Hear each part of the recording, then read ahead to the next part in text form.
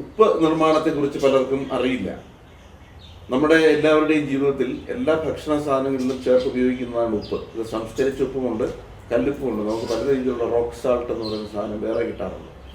ഇതേക്കുറിച്ച് നമുക്ക് പൊതുജനങ്ങൾക്ക് ശരിയായ ഒരു ബോധ്യമില്ല. എന്താണ് ഉപ്പ്, അതിനകത്ത് അടങ്ങിയിരിക്കുന്നത് എന്തൊക്കെയാണ്, ഇതെങ്ങനെയാണ് ഉണ്ടാക്കുന്നത് എന്നുള്ളതിനെക്കുറിച്ച് ഈ രംഗത്ത് ജോലി ചെയ്ത, സോൾട്ട് കമ്മീഷനിൽ ജോലി ചെയ്ത നമ്മുടെ ഏറ്റവും പ്രിയപ്പെട്ട വേണുസാറുമായി നമുക്ക് സംശയങ്ങൾ തീർക്കാം. വേണുസാർ നമ്മളോട് സംസാരിക്കും.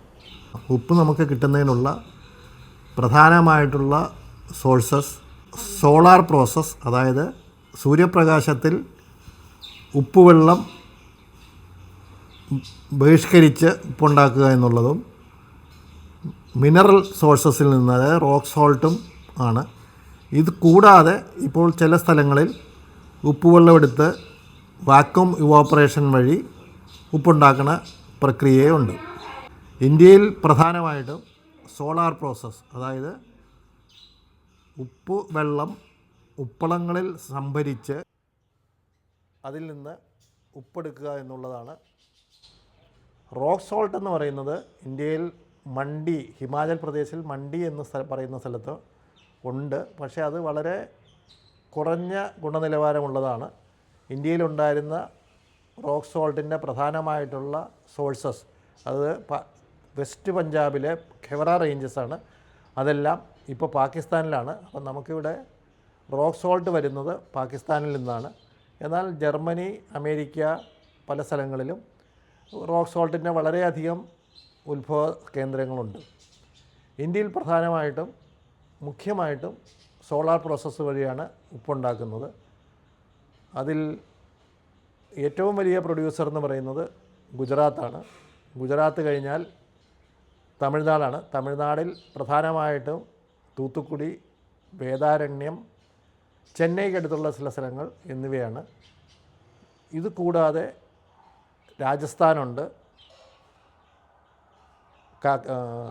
ആന്ധ്രാപ്രദേശുണ്ട്, ഒറീസയുണ്ട്. ഇവിടെയൊക്കെ ചെറിയ തോതിൽ ഉപ്പുണ്ടാക്കുന്നുണ്ട്.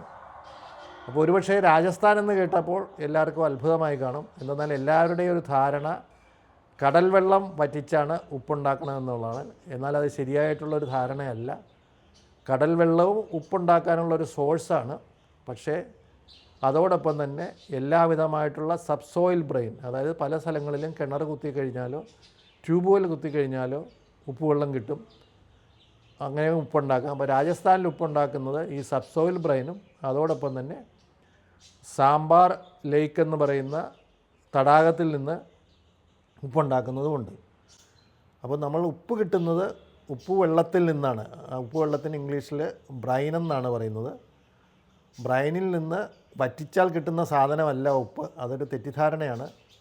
അത് സൂര്യബാഷ്പീകരണം വഴിയുള്ള ഫ്രാക്ഷണൽ ക്രിസ്റ്റലൈസേഷൻ എന്ന് പറയുന്ന പ്രതിഭാസം വഴിയാണ് ഉപ്പെടുക്കുന്നത്. നമ്മൾ സാധാരണ കിട്ടുന്ന ഉപ്പുവെള്ളത്തിൽ, ഇപ്പം നമ്മൾ കടൽ വെള്ളത്തിൻ്റെ കാര്യത്തിൽ പറയുകയാണെങ്കിൽ അതിൽ പലതരം സോൾട്ടുകളുണ്ട്, ലവണങ്ങളുണ്ട്. അതായത് അയൺ സോൾട്ടുകൾ, കാൽഷ്യം സോൾട്ടുകൾ. പിന്നെ നമുക്ക് ഉപ്പെന്ന് പറയുന്നത് പ്രധാനമായിട്ടും സോഡിയം ക്ലോറൈഡാണ്. അതുകൂടാതെ മഗ്നീഷ്യം സോൾട്ടുകൾ, പൊട്ടാസ്യം സോൾട്ടുകൾ, ഇവയെല്ലാം ഉണ്ട്. ഇതിൽ നിന്ന് നമുക്ക് പ്രഡോമിനൻ്റ്ലി സോഡിയം ക്ലോറൈഡുമായിട്ട് ബന്ധപ്പെട്ട ഘടകങ്ങൾ വേർതിരിച്ചെടുക്കുക എന്നുള്ളതാണ് ഉപ്പുണ്ടാക്കുന്നത്. അപ്പോൾ ഇതിൽ പ്രധാനമായിട്ടുള്ളൊരു കാര്യം ഉപ്പ് വെള്ളത്തിൻ്റെ ഡെൻസിറ്റി എത്രയെന്നുള്ളതാണ്. സാധാരണ കടൽ വെള്ളത്തിൻ്റെ അതിനൊരു സ്കെയിലുണ്ട് പ്രത്യേകമായിട്ട്, ബോംബെ സ്കെയിൽ എന്നാണ് പറയുന്നത്. 3 ഡിഗ്രിയാണ്. അതായത് 100 ഗ്രാം കടൽ വെള്ളം എടുക്കുകയാണെങ്കിൽ 3 ഗ്രാം ഡിസോൾവ്ഡ് സാൾട്ട്സ് ഉണ്ട്. അത് ഫ്രാക്ഷണൽ ക്രിസ്റ്റലൈസേഷൻ ചെയ്യുന്നത് വഴിയാണ് നമുക്ക് ഉപ്പ് കിട്ടുന്നത്. കടൽ വെള്ളത്തിൽ നിന്നാണെങ്കിലും മറ്റുള്ള ഉപ്പുവെള്ളത്തിൽ നിന്നാണെങ്കിലും ബ്രൈനിൽ നിന്നാണെങ്കിലും ഉപ്പുണ്ടാക്കുന്നത് ഉപ്പളങ്ങളിലാണ്. ഉപ്പളങ്ങൾ ഒരർത്ഥത്തിൽ നമ്മുടെ പാടങ്ങൾ തന്നെയാണ്. അതിന് 3 ഭാഗങ്ങളുണ്ട് പ്രധാനമായിട്ടും: റിസർവെയർ, കണ്ടൻസർ, ക്രിസ്റ്റലൈസർ. റിസർവെയർ എന്ന് പറയുന്ന സ്ഥലത്താണ് ഉപ്പുവെള്ളം എടുക്കുന്നത്. അതപ്പോൾ വളരെ കുറഞ്ഞ ഡെൻസിറ്റി ആയിരിക്കും. കടൽ വെള്ളമാണെങ്കിൽ 3 ഡെൻസിറ്റി. അതിൽ നിർത്തിക്കഴിയോ അല്ലെങ്കിൽ സർക്കുലേറ്റ് ചെയ്ത് കഴിയുമ്പോൾ അതിൽ കടൽ വെള്ളത്തിൽ നിന്നും അല്ലെങ്കിൽ ഉപ്പുവെള്ളത്തിൽ നിന്നും പ്രധാനമായിട്ടും അയൺ സോൾട്ടുകളാണ്, അയൺ ലവണങ്ങളാണ് വേർതിരിയുന്നത്. അതാണ് ഏറ്റവും സൊല്യൂബിലിറ്റി കുറവുള്ള ലവണങ്ങൾ. അത് കഴിഞ്ഞ് കണ്ടൻസറിലേക്ക് ഒരു 12 ഡിഗ്രി ബോംബെയാകുമ്പോൾ ഈ ഉപ്പുവെള്ളം കണ്ടൻസറിലേക്ക് ഗ്രാവിറ്റി വഴിയോ പമ്പ് വഴിയോ മാറ്റും. കണ്ടൻസറുകളിൽ കാൽഷ്യം സൾഫേറ്റ്, നമ്മൾ ജിപ്സം എന്ന് പറയുന്ന കാൽഷ്യം സൾഫേറ്റ് ഡെപ്പോസിറ്റ് ചെയ്യും. അത് അവിടെ സർക്കുലേറ്റ് ചെയ്യുകയോ നിലനിർത്തിയോ കഴിയുമ്പോൾ ഡെൻസിറ്റി കൂടി ഏതാണ്ട് 22-23 ഡിഗ്രി ബോംബെയാകുമ്പോൾ ക്രിസ്റ്റലൈസറുകളിൽ ഉപ്പെടുക്കും. ഈ ക്രിസ്റ്റലൈസറുകളിലാണ് നമുക്ക് ശരിക്കുള്ള ഉപ്പിൻ്റെ പ്രൊഡക്ഷൻ കിട്ടുന്നത്. അതൊരു 28 ഡിഗ്രി വരെ അവിടെ ഉപ്പ് വേർതിരിച്ചെടുക്കും. 28 ഡിഗ്രി ബോംബെ ആയി കഴിയുമ്പോൾ സോഡിയം ലവണങ്ങൾ ഏതാണ്ട് വേർതിരിഞ്ഞ് കഴിയും. ഇനി അവശേഷിക്കുന്നത് മഗ്നീഷ്യം ലവണങ്ങളാണ്.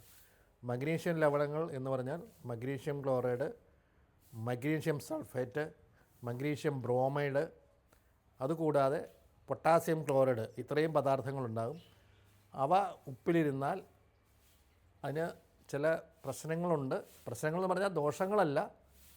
മഗ്നീഷ്യം സോൾട്ടുകൾ എന്ന് പറയുന്നത് ഹൈഗ്രോസ്കോപ്പിക്കാണ്. അതായത് അറ്റ്മോസ്ഫിയറിൽ നിന്ന് വെള്ളം വലിച്ച് സ്വയം വെള്ളമായി തീരുന്ന വെള്ളത്തിൻ്റെ രൂപത്തിൽ ദ്രാവക രൂപത്തിലാകുന്ന പദാർത്ഥങ്ങളാണ്. അവ ഉപ്പിലുണ്ടെങ്കിൽ ഉപ്പ് പതുക്കെ നമ്മൾ അത് വെള്ളമായി തീരാനുള്ള സാധ്യതയുണ്ട്. അതുകൊണ്ട് 28 ഡിഗ്രി ബോംബെ കഴിയുമ്പോൾ ഈ വെള്ളം വെളിയിൽ കളയുകയോ അതല്ലെങ്കിൽ അതിൽ നിന്നുള്ള ബൈ പ്രോഡക്ട്സ് ഉണ്ടാക്കാൻ വേണ്ടി മാറ്റുകയോ ചെയ്യും. അതിന് ബിറ്റേൺസ് എന്നാണ് പറയുന്നത്. ഇതാണ് ഉപ്പിൻ്റെ പ്രോസസ്സ്.